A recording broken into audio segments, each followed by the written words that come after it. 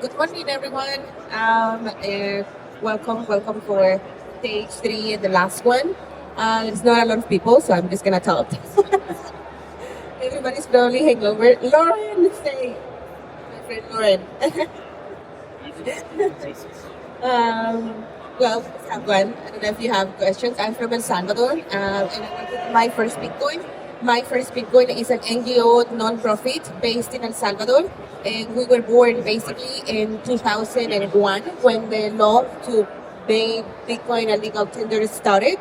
And we started with a mission to educate a nation, about Bitcoin because the law came into effect and nobody knew anything. The people didn't know anything, so we. Thank you. Maybe I'm gonna have the kids with me. Yes. So we believe that Bitcoin, open source Bitcoin education is going to change the world. We need to start a foundation for everybody after. We have a decentralized network of live nodes, what we call it. It's communities around the world. These are all the languages. But we solely focused on independent, impartial Bitcoin education for communities, led by the communities. We do believe that the context matters. So it's not the same for a Salvadorian to educate another Salvadorian, but then also for a foreigner to come and try to educate about Bitcoin. It's better to do it within our community. And that's why we've created this course, which is the Bitcoin Diploma. The Bitcoin Diploma is a 10-week or 10 chapters course. So we learn about financial education, what is money, why do we use money, why do we need it, and basically perspectives from the people. Normally, what it starts is with Bitcoin is try to educate ourselves for the communities, and also that's the first part, and then part two is more about Bitcoin. What is Bitcoin? How does it work? The part of mining, and the part of how to custody your own Bitcoin,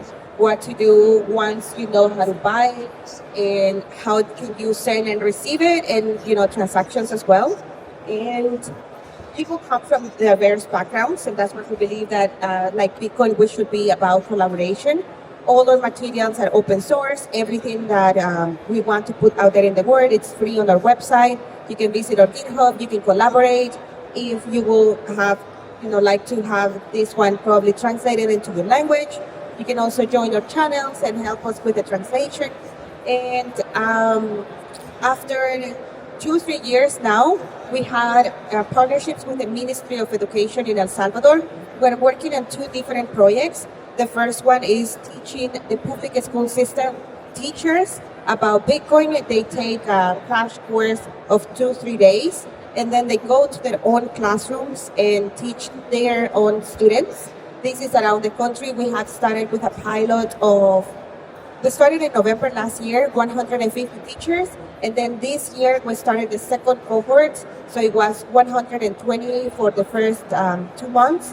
And then we're going to start again with the next group, which is about 90 for July and August, and we're going to continue throughout the year.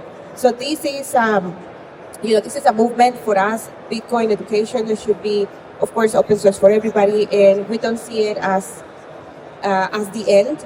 Bitcoin education for us is a means to empower other people, to be financially free, but also to empower the new kids of the new generations coming up, so they can also learn and start using it from the very young age. We have started a new pilot. This is all in development as right now with the Little Holder team. We are developing a curriculum for younger audiences for next year. The pilot is going to be also in the public school systems. We have started, with them to collaborate and say, okay, does these topics make sense for a first grade, for a second grade, for a third grade? And we found out actually that in El Salvador, the first grades, when they're supposed to already know how to learn, they don't know how to read. And so we are going to have to push it a little bit. And the first activities are going to be more about coloring and make sure that they know that Bitcoin exists and what else.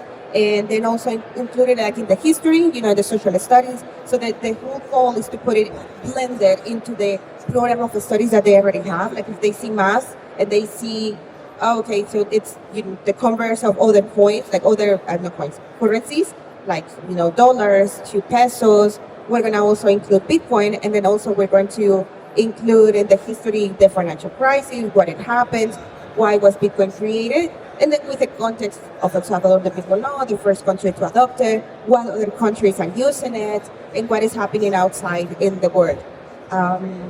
At these are graduations, I just made this presentation because I'm really bad at looking at it.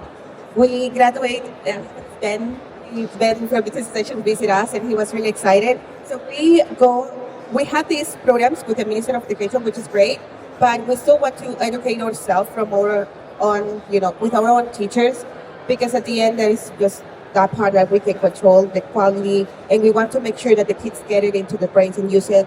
So normally the Bitcoin diploma was designed for teenagers, 15, 14, and high school levels, and adults, of course. But I've been able to teach this one to 12-year-old kids in Guatemala, and it worked, and they got it, I was amazed. I didn't know anything about money, and they got it better than me. And this one was our last graduation in April. We normally give them prizes. So what happens at the graduation is they do sort of a test, but it's more of a proof that they got it. We have a group of Bitcoiners that visit, and then what we do is we sit 101, and we ask a few questions with them. What is inflation? What do you think it causes inflation? How is money created? And then what is Bitcoin for you? And then send and receive a Lightning transaction, and also restore a wallet. We normally use an easy wallet on the phone so they can know how to, if they lost their phone, how they can restore and get their Bitcoin back. And currently, we're also going to start working with, I don't know if anyone has heard, Volcano Energy, which is a 50% private, 50% government enterprise in El Salvador about mining. But they are also very focused on the community impact. So in the north part of El Salvador, they're going to start teaching high schoolers with the vision that in the future, they are going to be the ones that are working in the community, either with them, for them, creating their own projects. And it's very exciting. It's a very exciting time to be there, but it's also very exciting for me to come here and learn from everybody else. I don't know if anyone has any questions or no? Okay. Marek, I think we might have gone through. Yeah.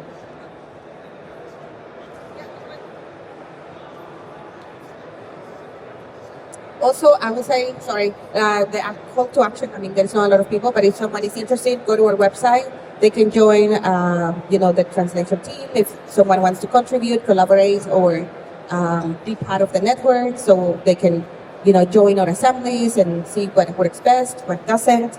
Feel free to join us.